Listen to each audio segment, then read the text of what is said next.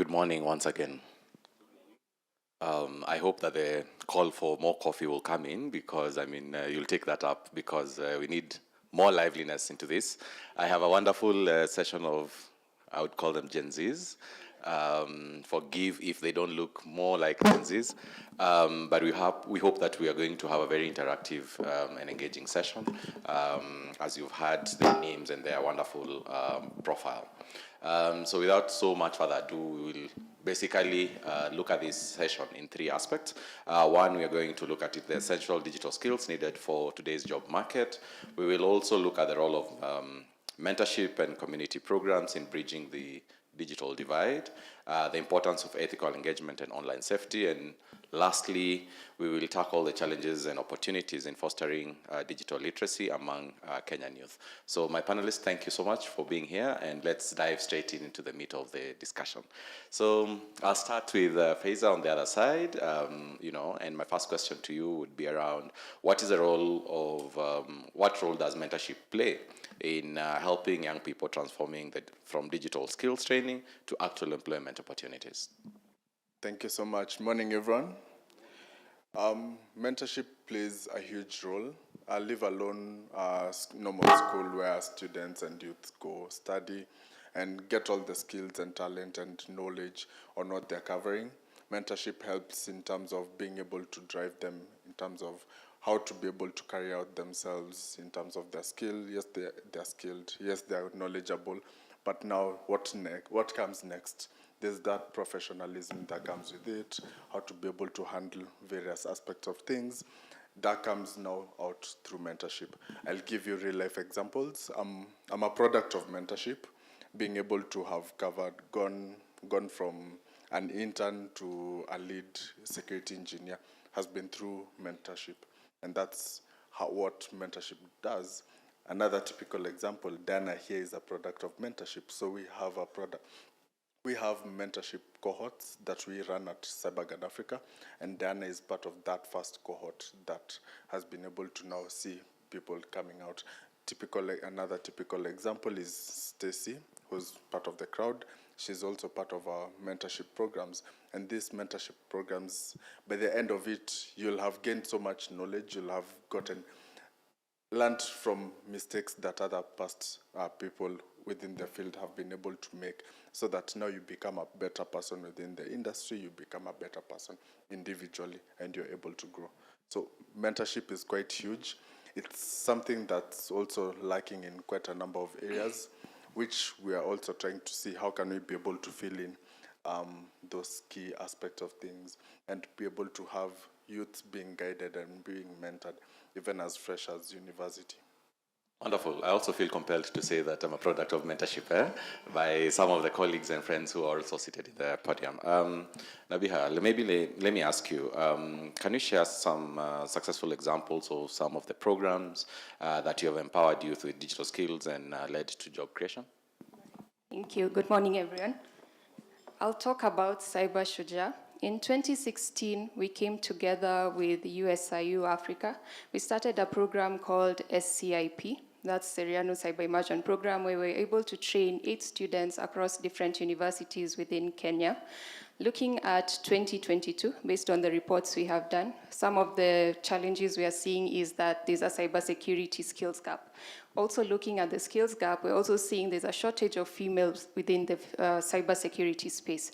So in 2022, we formed a partnership. So Cyber Shuja is a consortium of 3 partners. That's Serianu, USIU, and the Kenya Bankers Association. We came together to upskill the youth in terms of cybersecurity. So as long as you're between 18 to 35, we give this course free of charge. Right now, we have essential courses for those who are beginning in their career, so from network defense to digital forensics. For the more advanced courses, we do things like cloud and network security, security analyst, and for those who are interested in starting their own businesses, we even have an entrepreneurship class. I'm happy to say that as of today, we've trained over 1,000, both male and female, within Kenya, and they have successfully completed this program. And as part of our program, we have placed these students in over 70 organizations. Well, that's fantastic. And for me, I think the highlight there is that you still have open opportunities for some of the friends and colleagues who might want to join into the program. Diana, how can partnerships between government, NGOs, and private sector enhance digital skills training initiatives? Morning, everyone. My name is Diana, as you've heard. Before I answer that question, I'm a product of both of what they have talked about.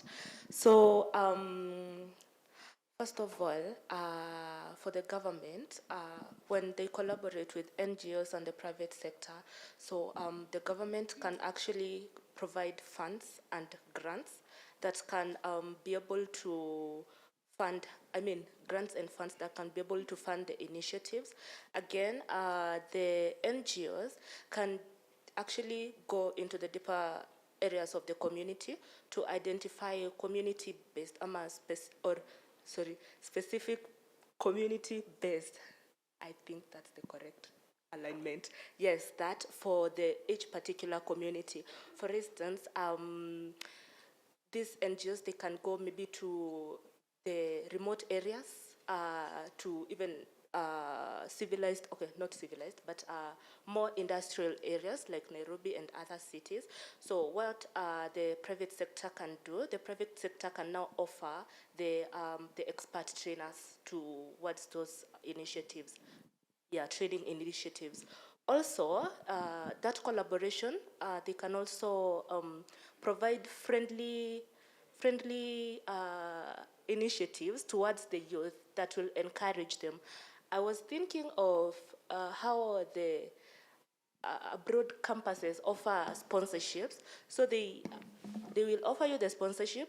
They also offer you the incentive, not incentive, but rather stipend for surviving in those countries. Stipend also give you a job. So it's more of an encouragement for most youths to actually enroll in such programs. Thank you. Awesome. I think we've tackled quite some, serious questions around digital skills and employment. How about we now jump into digital citizenship? And I think it's in order for us to still follow the same format. And Fraiser, you are not likely to be the first one, tackling these questions. But how can digital literacy programs incorporate lessons on online safety and ethical behavior in digital spaces? That's quite interesting because one of the things that we see, especially in the digital platforms, is there's a lot of miscommunication that usually happens. So one of the things that we can be able to enhance and be able to facilitate is that ability for critical thinking and that media literacy. So once we are able to get that information, are you able to go now deeper and analyze, is this information that's being passed across, is it right, is it correct, is it timely, or is it misinformed? So that's one of the things that we need to be able to push through those digital literacy programs, that you need to first of all analyze before you take in that information as what it is and as Bible truth. You need to be able to analyze it and say that this information, I've received it, but what more is there behind it? Can I be able to now do further research? Can I be able to dig deeper in it? Secondly, we're talking about things like cyberbullying, which is quite big. So we need to be able to enhance what are the consequences, lessons on what are the consequences of cyberbullying. In case you're caught cyberbullying, what will happen to you? How does cyberbullying happen? And thirdly, how can we be able to prevent and safeguard each other from being cyberbullied? So those are some of the things that we're looking at. Next, we are looking at things like online privacy and safety, being able to enhance that literacy about online privacy. How can we be able to stay online? Even as we use the internet, how can we be able to keep ourselves safe, keep our friends safe, keep each other safe? And how can we be able to enhance that security aspect of things when it comes to now keeping our data safe, keeping ourselves safe? Lastly, looking at things like digital footprint management, explain now the importance of keeping your digital footprint safe. And because that's one of the things that usually comes up way years later. Remember, the internet does not forget. So definitely, if the internet does not forget, then that means that as early as the moment you get your data online or whatever you post, even on social platforms, you need to be able to safeguard yourself. And whatever you're posting, remember, it has repercussions. We've seen people getting discharged from various organizations because of posts they did years ago. So those are some of the things that we're looking at. Yeah. Awesome. So you're saying that as I anguka now, I must be very careful on what I post, eh? Yes, yes. Awesome. Nabihah, in what ways can youth leverage digital tools to advocate for social change and community development in light of what is happening in Kenya now? Thank you. So I'll start with social media. Social media is a very powerful tool. This can be used now to raise awareness on different trends and different challenges that are happening both locally and globally. We also have online education platforms, so the youth can either create content or participate in things like webinars, workshops, meetings online to help educate others on social change and other community-related issues. Looking at the third point, there are online communities. There are various online communities that the youth can join where they can be able to collaborate and positively impact the community. And then lastly, when you're thinking about all these programs, there's a lot of data collected from it. So looking at things like data analytics, you're able to see what worked, what didn't work, what can I do different. And these can be used to now further refine these programs. Awesome.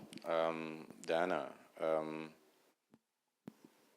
what are some of the potential risks associated with digital engagement for youth, and how can they be mitigated?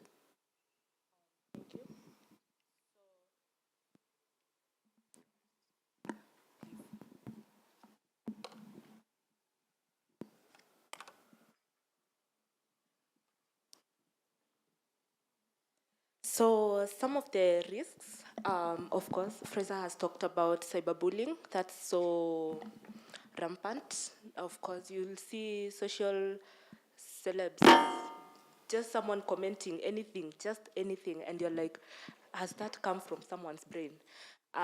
There's that. Also, there's addiction. So I'll tackle that later. So there's cyberbullying. There's also privacy breaches. People sharing their personal informations without really realizing that it will be used, or rather it can be used against you.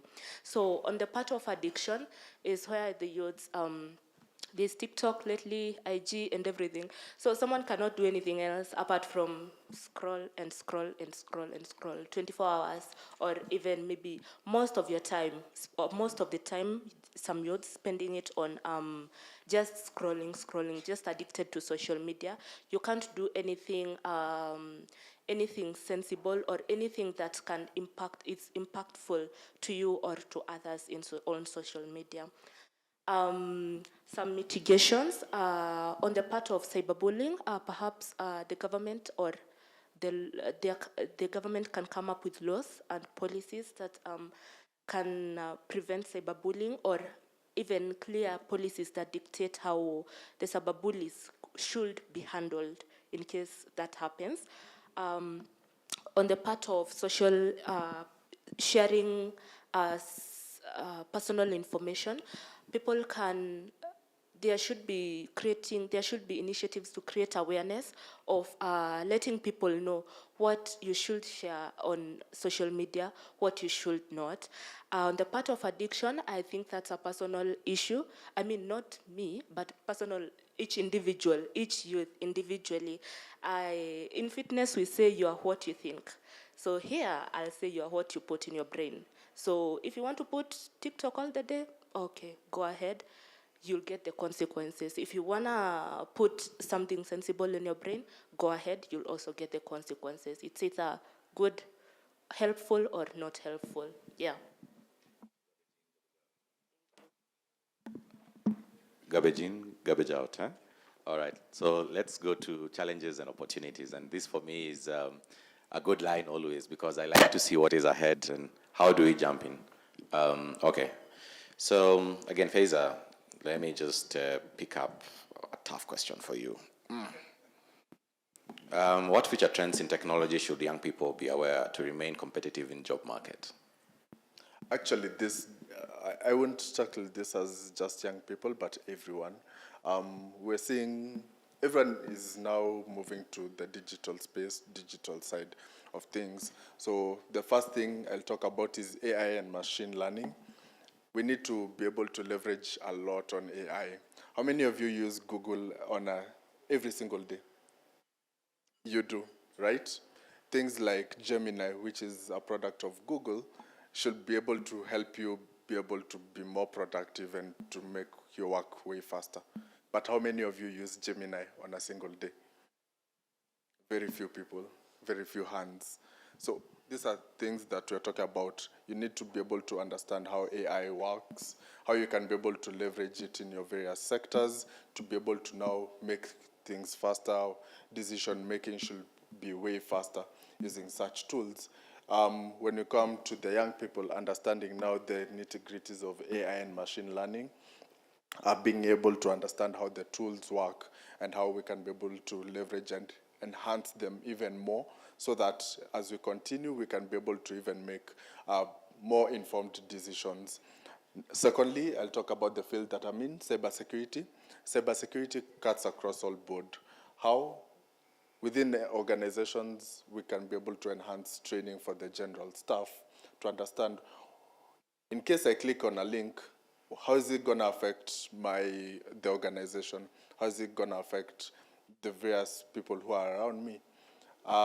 That's for the general staff. Why is the IT insisting that I need to have a strong password? I mean, I have a password. As long as I have a password and the same password can be used on various platforms, then my password works. But why do we insist on different passwords for different platforms? That cyber awareness is quite key. Secondly, when we talk about cybersecurity for the young people, we're looking at things like ethical hacking. How can I be able to understand how systems work, and how can I be able to break systems to be able to enhance the security of that system? For example, we have organizations like Safaricom, which has bug bounty programs, and these programs enhance the youth skills because they put their platforms out there. You get to compromise, get a bug, report it to them ethically, and you get a reward once that bug has been proven and they are able to fix. This way, it enhances the cyber resilience of the platform.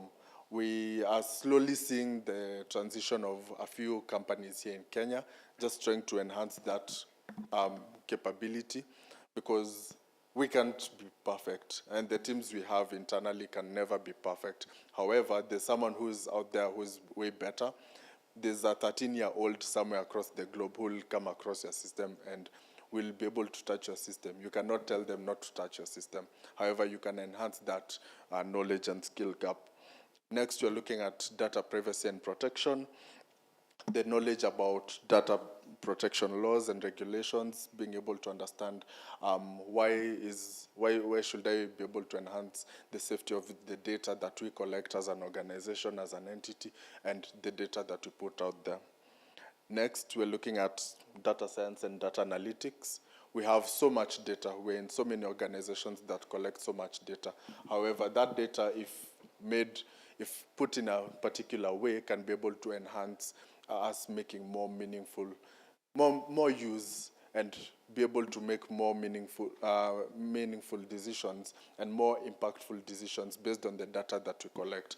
For example, within the medical field, we should be able to predict that a certain area during a certain period usually gets a high number of requests for a certain drug. For example, if it's malaria drugs, we need to be able to predict way ahead than even before it happens. We saw during COVID, a certain number of COVID vaccines expired.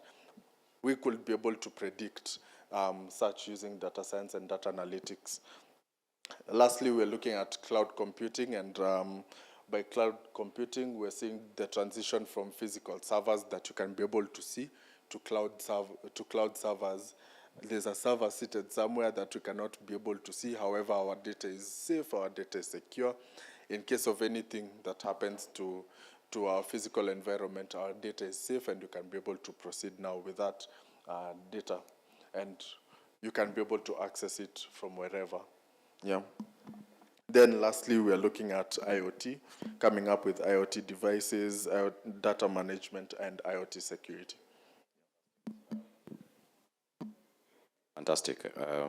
Nabihah, how can youth be motivated to embrace digital literacy as a means of personal and professional development? Right. When I think about motivation, I think, what's my passion? What are my future goals? So the first point is we start early. At an early age, we have 2 labs, one in Kibaoni, down in Kilifi, and one in Shisasari. And when we teach these kids about digital skills, their eyes light up. So they're interested. What is a computer?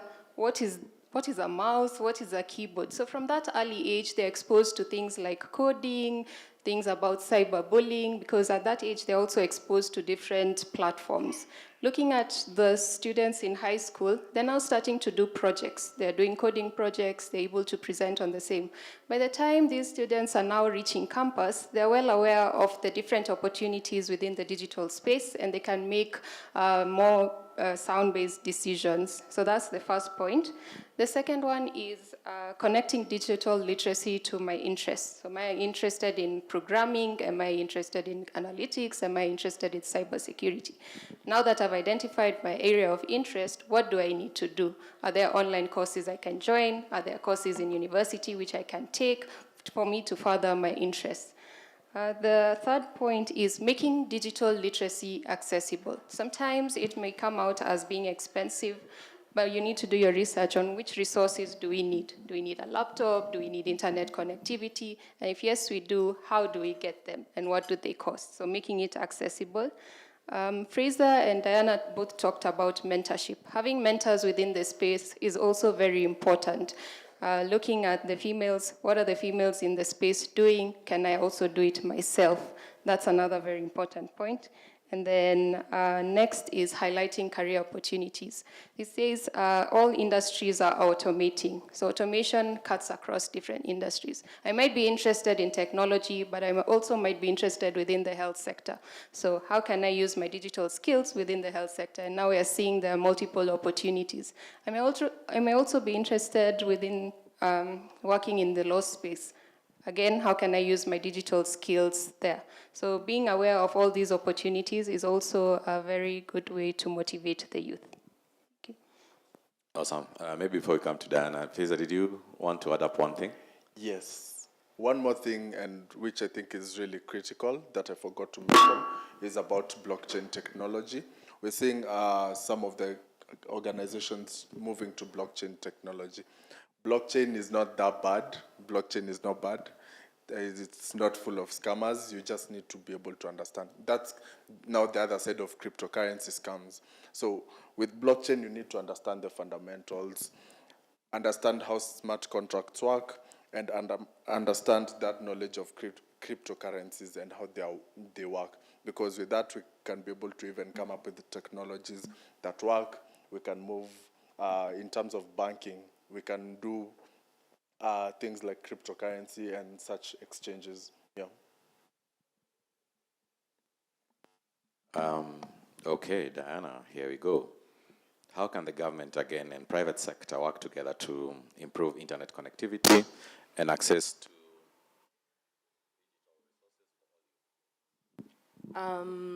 Just like I had talked about on the first question, the first point is coming up with youth hubs or digital resource centers.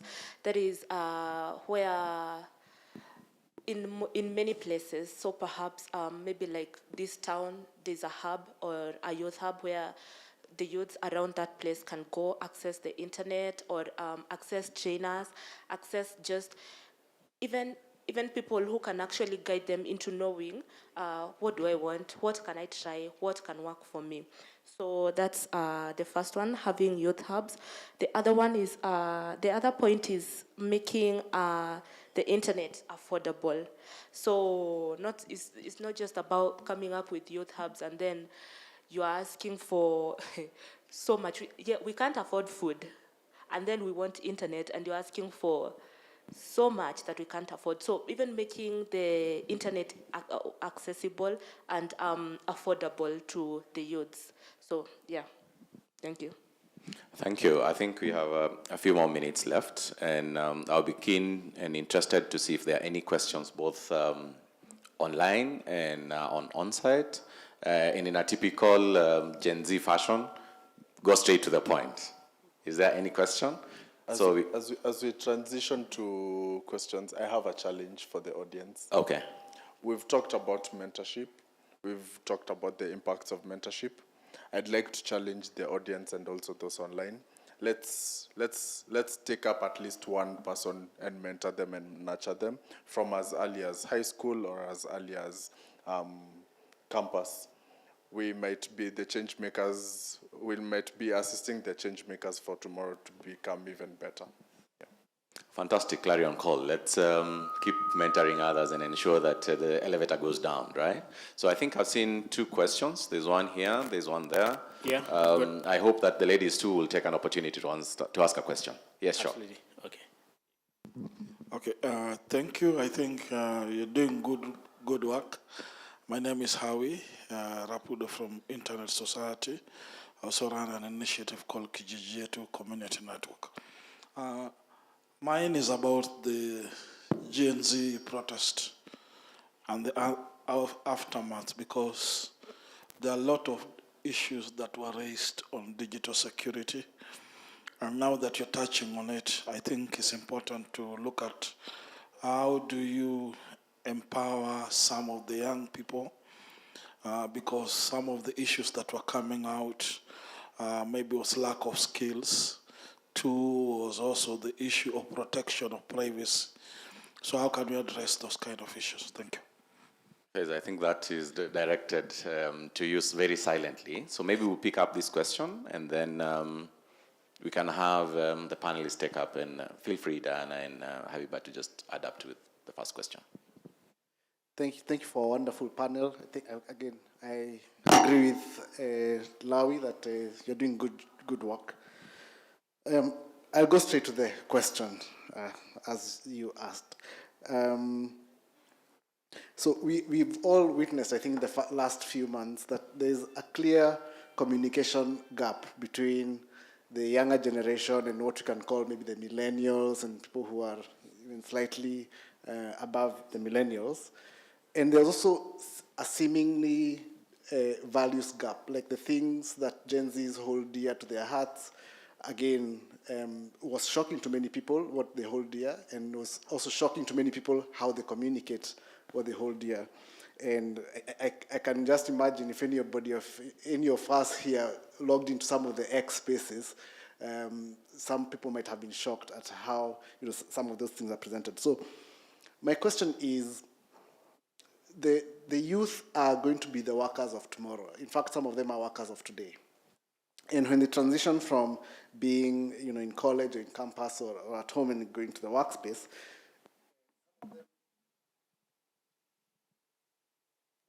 some of them will be working. Some of them will be working with machines, so they might not need to interact with very many people. But some will be working with people. So, how do we?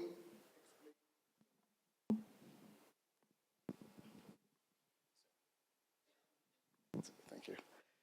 So how do we explain, or how do we mentor? Basically, I think that's a question. That sometimes the professional skills might be as important as the hard digital tech skills. Sometimes even more important, depending on the field that you're playing. Because this is something, as Alai has said, has come quite apparent, and I think it's very important that we start thinking about that from a mentorship point of view. Okay, I think, Nabihah, that seems like it's being directed to you, yeah? Do you have any other question? Okay, ladies, I'll come back to you with a challenge, seeing that you're not taking up this space. So, over to you. Thank you. I'll talk about the aftermath of what happened recently and digital security. I think one of the key things that we saw was a lot of people's data was being leaked. And that can come out in several ways. We're talking about the security of our data. the organizations that are collecting our data, safeguarding our data. How safeguarding looks like is being able to enhance the security of the platforms that we use and we input our data. Secondly, we're talking about them being able to carry out vulnerability assessments and penetration tests. Sorry, I'm getting a bit too technical, but these are some of the things that we're talking about that enhance the security of the platform, because majority of these systems that we use on a day-to-day basis, sorry to say, are pretty much vulnerable to any attack. Leave alone the DDoS that happened last year on some of our platforms.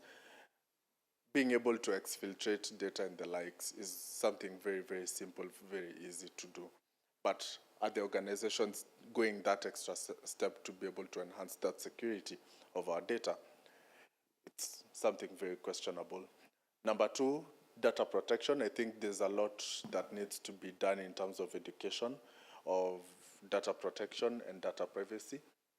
What are the consequences that happen in case I leak out someone else's PIA data, personal identifiable information out there? What are the consequences that will happen to me?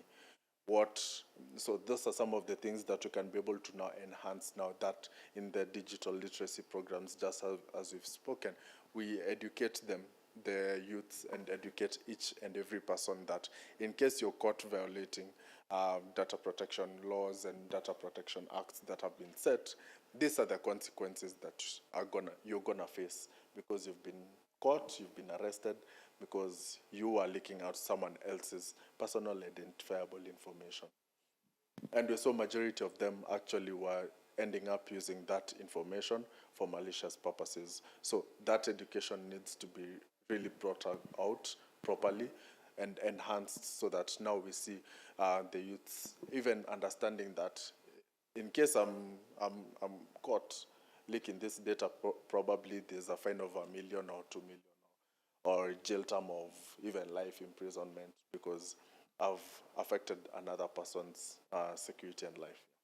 Yeah, speaking about data leak and how it has been spreading around, I think one of the easiest data that has been leaked a lot has been phone numbers of state officers, where we've been salamiating them very, very nicely. Yeah?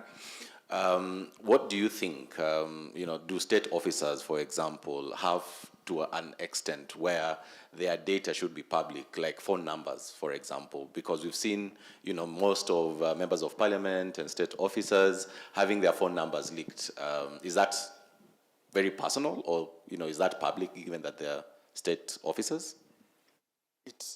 In a way, it is personal as well, because for me to be able to give out my number, that I'm giving you something that belongs to me. So I think even phone number, being able to give it out at a certain level, it does get to be a bit personal, because for what purpose are you going to use the phone number? If you're going to salimia me, then now you've crossed that border. I can be able to now go and sue you and say that this person is an ansalimia, which now translates to now cyberbullying as well, because it's crossed that border. Okay, Nabihah, you had a question that you wanted to answer to the gentleman on mentorship. Yes, I agree with your sentiments about mentorship. Actually, we're giving them the technical skills, so we're mentoring you through the technical path, but are we also giving you the soft skills? Let's say you have a mentee who is having a job interview at a bank. This bank has an official dress code, but they show up with jeans and t-shirt. That's the first image the interview panel is now going to remember before even they look at your technical skills. So it's important also to share the soft skills. How do I brand myself? How do I do personal branding? How do I make my CV? That's the first image an employer will be looking at when they see my details. So yes, soft skills are also very important to integrate, as now we are mentoring the youth. Also, just to add on to that, we're also looking at, when it comes to mentorship, looking at enhancing that soft skills. How should I be able to communicate? In case I have an issue, how should I be able to address that issue in a way that's responsible and shows maturity?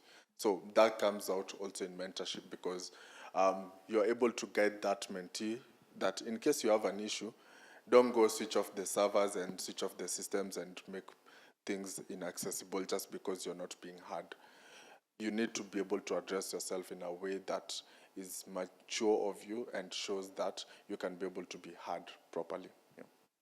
Okay, Diana, do you have anything to add on any of the two questions, very briefly? On the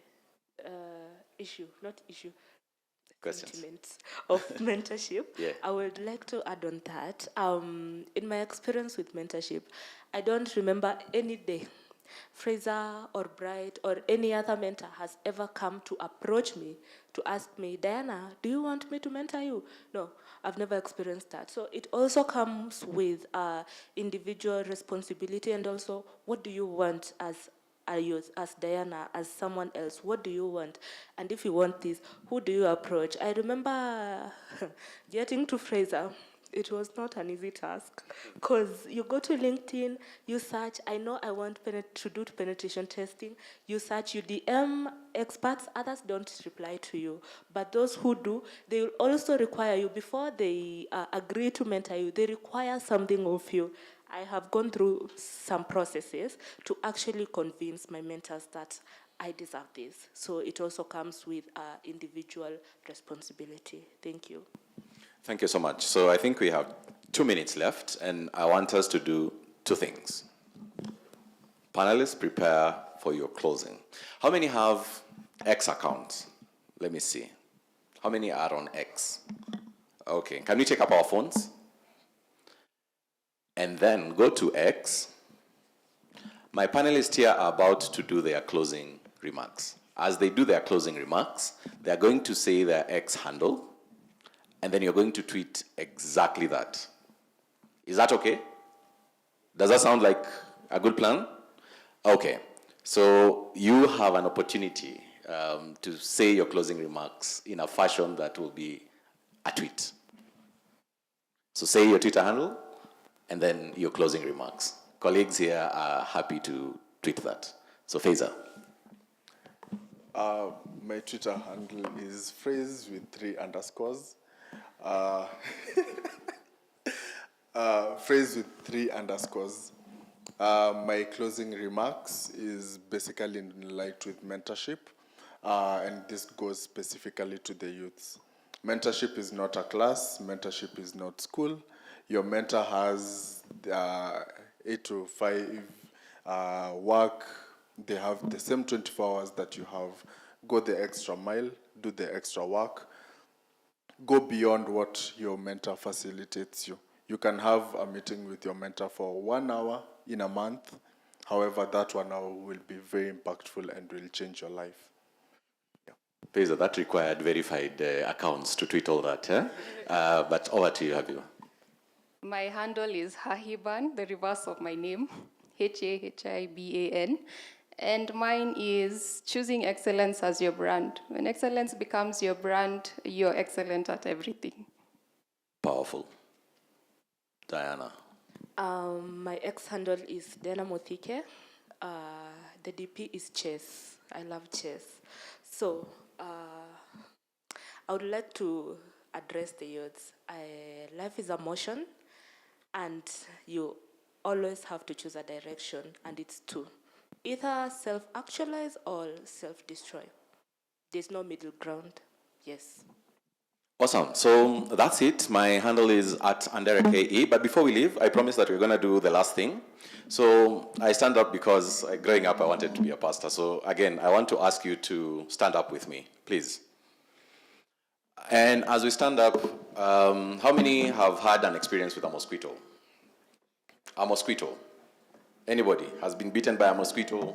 Been in a room that there's been this one annoying mosquito that is all over your face? So we want to thank this amazing group of Gen Z panelists by doing a mosquito club, right? So the mosquito club is, there's one annoying mosquito here, and we must find it. It's running around, so we go grab it.